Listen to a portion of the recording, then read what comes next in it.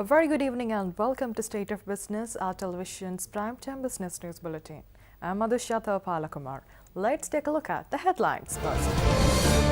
7th World Buddhist Summit began in Colombo, and Australian Prime Minister Malcolm Turnbull meets President Sirisena. Now the stories in detail.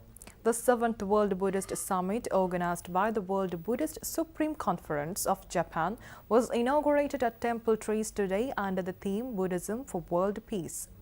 President Maithripala Sirisena and Prime Minister Ranil Wickremesinghe graced the occasion. Speaking at the occasion, the President stated that the guidance of religious philosophies is very important in building a peaceful world by minimizing issues and conflicts. The 7th World Buddhist Summit will be held in Sri Lanka from 2nd to 7th of November. This summit is being held in Sri Lanka following an invitation extended by President Maithripala Sirisena. The objective of the conference is to establish solidarity among different schools of thought in Buddhism and advance together towards a peaceful future through the propagation of Buddhism in the world. A special stamp was issued to commemorate this occasion. Approximately 300 Sangha Nayakas, monks and laymen from over 47 countries are taking part in the summit.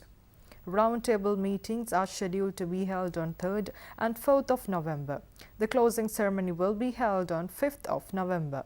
If you look at the very disciplined monastic order of Buddhism that you find today in other religions in Europe, the aniconic attitude originally taken by the Buddhists are also today seen in Islamic art. So these are some of the impressions left behind by Buddhism in that part of the world. The message of Gautama the Buddha is very clear. It's one in which we can live in peace. And that's the message that we should spread throughout the world in troubled times. The Sri Lanka Development Update, with special focus on managing risks and creating opportunities for sustained growth, was launched in Colombo this morning. The latest Sri Lankan Development Update states that to sustain growth, job creation and poverty reduction, Sri Lanka needs to move to a more private investment, tradable sector-led growth model. The World Bank prepares the Sri Lanka Development Update twice a year, which includes its analysis of recent economic developments, outlook, risk and policy options for reforms in Sri Lanka. This edition of the update focuses on managing risks related to fiscal and trade policy reforms, public debt and contingent liabilities and natural disasters. The report notes that successful implementation of reforms should help the country to switch from its current reliance on non-tradable sectors to productive, tradable sectors in the long run. Inflation is expected to stabilize toward the end of 2017. Sri Lanka stands at an important juncture today, and it can become an upper middle income country in the next few years. It can become a country with increased growth, with more and better jobs for its people, and with an ability to assist the less privileged. Reforms are needed to transition to a new growth model, while also supporting the directions proposed in the recently launched Vision 2025, and I'm sure all of you have read that particular document. The report recognizes that transitioning to a new model presents significant opportunities, but it also is not without risk. The key is managing real and perceived risks, but being proactive while also being very deliberate. The SLDU also makes a strong case for managing risks in a holistic and integrated manner, given that many of the challenges that the government will be facing are interlinked. Not all reforms will have similar impacts on those touched by them. Some will be largely positive, while others will involve negative externalities on households and firms, at least in the short run. Addressing the media in Colombo this morning, Deputy Minister of National Policies and Economic Affairs, Harshadi Silva, emphasized the need to encourage greater foreign direct investments. The Deputy Minister also noted that the government is attempting to reduce borrowings and also to further enhance public-private partnerships. The government is very conscious and has been proactive in collecting the funds that are required, and also we will, in the near term, you will see, we would sort of start this very soon, a liability management mechanism that will deal with those specific issues. And also we need to encourage great FDIs. If you see, what we are trying to do is to reduce the borrowings and move to FDIs, and we are looking at public-private partnerships. We've set up a national PPP agency. We brought Dilan in, guy understands the structures, so we hope that you and others will help build the capacity there so that we can bring more PPPs and sort of change the composition of capital expenditure through more PPPs and FDIs than borrowings. Let's take a look at more news after this break.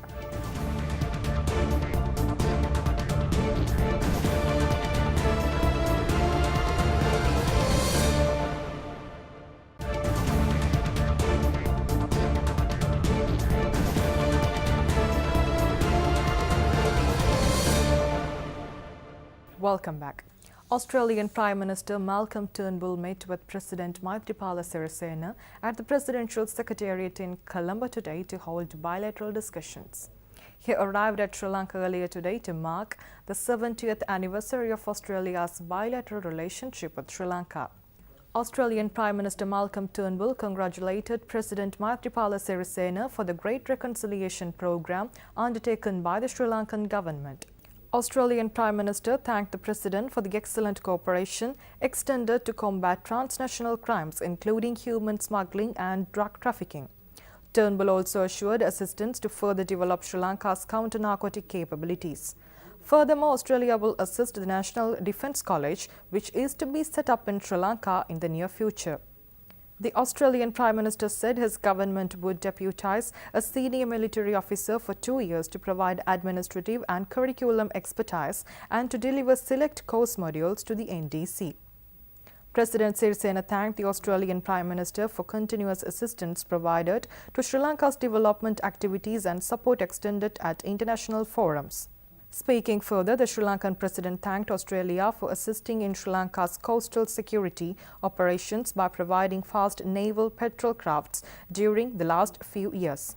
Prime Minister Turnbull said Australia would gift 3 Stabicraft vessels for Coast Guard operations in Sri Lanka. Meanwhile, Australian Prime Minister Turnbull and Prime Minister Ranil Wickremesinghe witnessed signing of a bilateral trade and investment framework agreement at the Temple Trees today. The Sri Lanka-Russia Business Council of the Ceylon Chamber of Commerce held its 14th annual general meeting recently in Colombo. The newly appointed ambassador of the Russian Federation in Sri Lanka, Yuri Bimateri, was the chief guest during the occasion.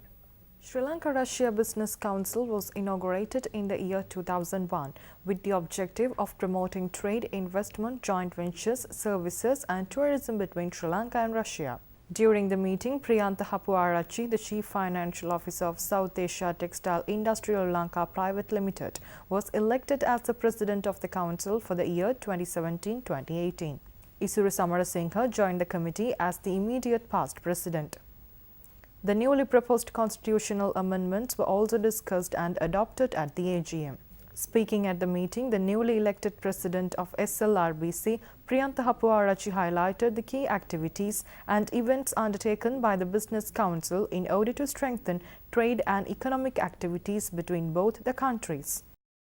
Over these last 16 years, the Council has carried out very many activities like facilitating trade delegations from Sri Lanka to Russia and from Russian trade delegations back to Sri Lanka, providing networking events, providing assistance for business visas, facilitating Russian VIPs, and a whole lot of things to develop the trade and economic activities of the Council. None of this would have been possible without the support of the Russian Embassy in Colombo, Sri Lankan Embassy in Russia, the Russian Cultural Center, member companies, sponsors, advertisers, and all those contributions contributed towards the success of the Council. The new committee will meet shortly, perhaps in the next 2 weeks, and we will review the activities for the next 1 year. And back again, I request the membership to extend your support for the activities of the Council so that success of the Council can be taken to the next level. Meanwhile, speaking at the annual general meeting of Sri Lanka-Russia Business Council, the newly appointed ambassador of the Russian Federation in Sri Lanka, Yuri Bimateri, stated that the bilateral relationship between the two nations has strengthened due to the favorable political background that currently exists.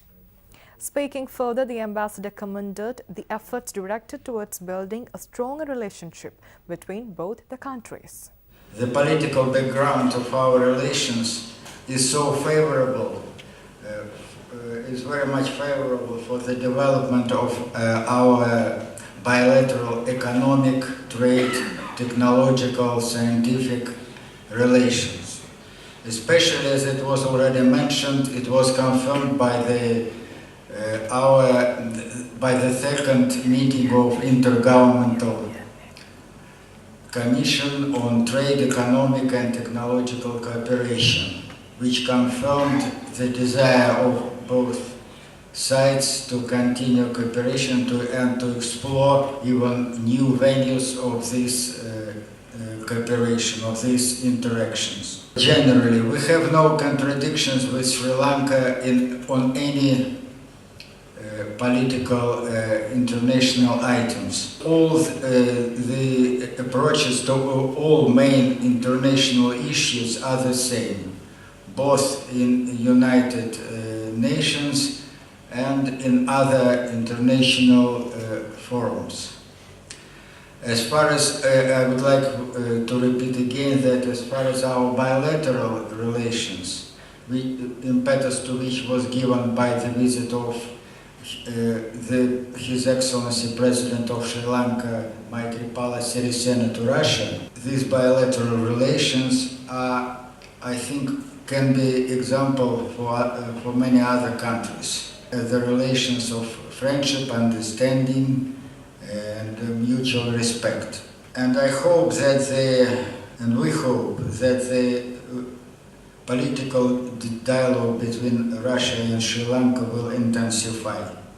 Let's take a look at stocks after this break.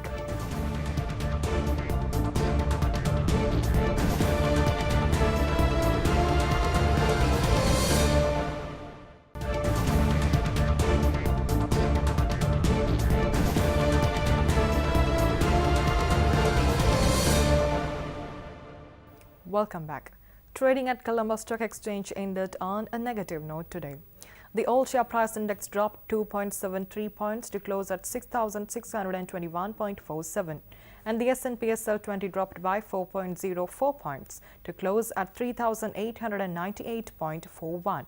The turnover was 992.5 million rupees and 17.8 million shares were traded.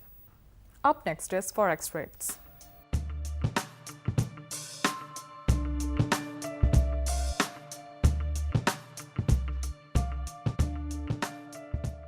With that, we wrap up State of Business for the day. We'll meet you tomorrow at the same time with more latest news. Until then, take care. Good night.